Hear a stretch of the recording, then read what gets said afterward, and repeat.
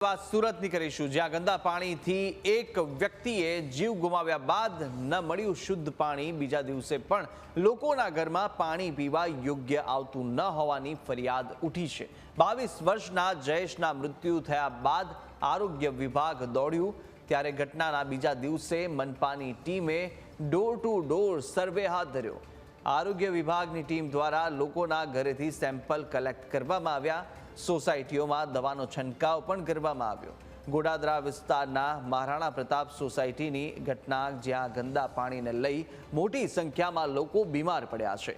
22 વર્ષના જયેશ ઉદ્ધવ ક્ષીરસાગર નામના યુવકનું મોત થયું અને સોસાયટીના એક સાથે 40થી વધુ લોકો જે ગંદા પાણીને કારણે બીમાર પડ્યા છે.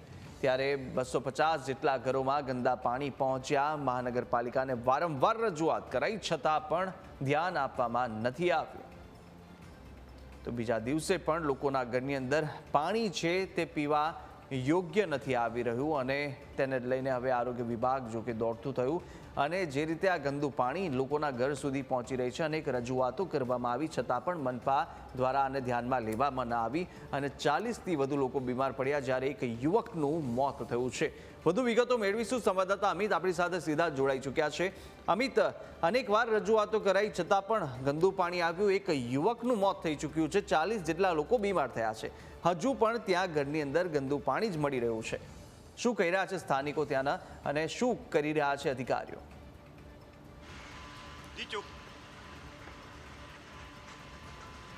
ચોક્કસથી વાત કરવામાં આવે, મહારાણા પ્રતાપ જે ચોક છે ત્યાં મહારાણા પ્રતાપ સોસાયટી આવેલી છે ગોડાદરા વિસ્તારની. ત્યાંની આ ઘટના છે કે છેલ્લા કેટલાક દિવસથી ગંદુ પાણી આવતું હતું. લોકો ફરિયાદ કરી રહ્યા હતા, છતાં તેમને ચોખ્ખું પાણી ન મળ્યું અને અંતે રોગચાળો આ સોસાયટીમાં ફાટી નીકળ્યો અને 22 વર્ષના યુવકનું ગંદા પાણી પીવાથી ઝાડા ઉલટીથી મોત થયું. 40 લોકો દવાખાનાના બિછાને પહોંચી ગયા બાદ હવે આ નગરોડ પાલિકાનું તંત્ર છે દોડતું થાય છે, પીવાના પાણીની સુવિધા કરે છે અને 5 દિવસ સુધી આરોગ્યના અધિકારીઓ અહીંયા ડોકું પણ કાઢવા માટે આવતા નથી, શુદ્ધ જોવા માટે પણ આવતા નથી અને હવે જે ડોર ટુ ડોર સર્વે હાથ ધરાઈ રહ્યો છે. ORSના પેકેટો લોકોને આપવામાં આવી રહ્યા છે. ઘરમાં કોઈ બીમાર છે કે નહીં તે બાબતની પૂછપરછ છે કરાઈ રહી.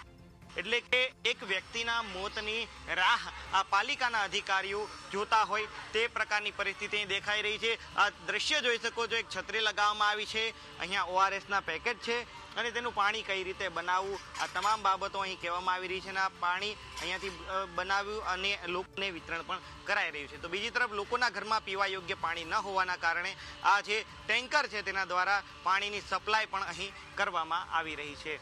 એટલે કે એક વ્યક્તિ કે જે 22 વર્ષનો યુવાન હતો, પરિવારને ઘણી આશા હતી આ યુવાન પાસે, પરંતુ આ જે ગંદા પાણીએ રોગચાળાએ આ યુવકનો જીવ છે છીનવી દીધો અને હવે ટેન્કરથી પાણી સપ્લાય છે કરવામાં આવી રહ્યું છે. સ્થાનિક વ્યક્તિ આપણી સાથે જોડાયા છે, તેમની સાથે વાત કરીશું. શું નામ છે તમારું? રાકેશસિંહ રાજપૂત. રાકેશભાઈ, કેટલા સમયથી ગંદુ પાણી આવે છે? અહીંયાથી 5 જે છોકરો થયો ને એ ડેથ થઈ, એના પછી આ લોકો કાર્યવાહી ચાલુ કરી છે. એના પછી ટેન્કર મૂકેલો, એક ટેન્કર સારો આવેલો, બીજું ટેન્કર આવેલું, એ ખરાબ આવેલું. એના પછી પરમદારે બી ટેન્કર કીધેલું, કાલે ટેન્કર આવ્યું, કાલે ટેન્કર નહીં આવ્યું, લોકો ચાલ્યા ગયેલા. લોકો મેડિકલ ટીમ આવેલી, લોકોની ટીમ આવેલી. પાણી તમે અંબે જ છે, જોઈ લેજો કેવું પાણી આવે છે.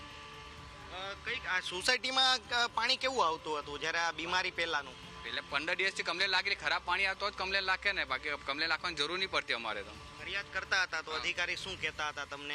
કેવા જવાબો આપતા હતા? રિપ્લાય નહીં આપતા હતા લોકો, રિપ્લાય નહીં આપતા. અમે ઓનલાઈન બી કમ્પ્લેન કરી, ઓનલાઈન છે આપણા પાસે સબૂત બી છે, એવું નહીં. ઓનલાઈન કમ્પ્લેન કરે એટલે રિપ્લાય આપવો જોઈએ ને. ગટારની કમ્પ્લેન આપી છે, પાણીની કમ્પ્લેન આપી છે, પછી જે થાય એની કમ્પ્લેન આપી છે. આ લોકો જે ડેથ થાય ને પછી આ લોકો જાગૃત થયા, પછી ચૂનો મારે, ઝાડુવાલા આવે, પછી બેનર લગાવે, એ બધું કરે. જ્યારે કરવાનું તો છોકરો બચી જતા કે નહીં બચે? ચોક્કસથી. એટલે કે લોકોમાં પણ એક રોષની લાગણી જોવા મળી રહી છે અને આ જે ટેન્કર છે તેના દ્વારા લોકોને પીવાનું પાણી છે આપવામાં આવી રહ્યું છે. મહત્વની વાત છે કે લોકોની એવી પણ ફરિયાદ છે કે જે પાણી ટેન્કર દ્વારા અપાઈ રહ્યું છે તે પણ જે છે ચોખ્ખું ન આવતું હોવાની ફરિયાદ છે. અહીંયા રસ્તાઓ બતાવવાનો પ્રયાસ કરીશ કે ત્યાં પાલિકાની ટીમ દ્વારા ડોર ટુ ડોર સર્વે છે હાથ ધરવામાં આવી રહ્યો છે. આ એ જ સોસાયટી છે મહારાણા પ્રતાપ જે સોસાયટી છે કે જ્યાં એક 22 વર્ષના યુવકનું મોત થયું હતું અને 40 કરતાં વધારે લોકો છે હોસ્પિટલના બિછાને પહોંચ્યા હતા અને એ પણ પાલિકાની બેદરકારીના કારણે. અઠવાડિયોથી ગંદુ પાણી આવતું હોવાની ફરિયાદો છે તે લોકો દ્વારા કરવામાં આવતી હતી અને ત્યારબાદ એક બાળકનું મોત થાય છે, 22 વર્ષના યુવકનું મોત થાય છે અને પછી પાલિકા દ્વારા સર્વે હાથ ધરાય છે.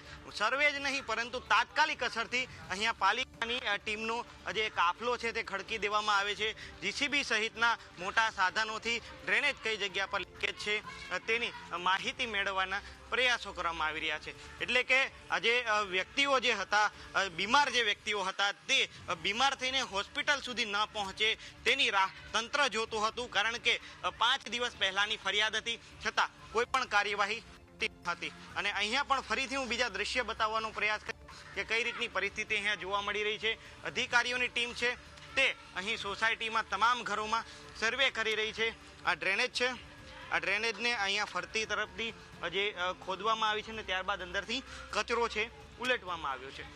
એટલે પાલિકાનું તંત્ર છે આ રોગચાળો ફાટવાની રાહ જોતું હતું કે રોગચાળો ફાટે પછી અમે કાર્યવાહી કરીએ.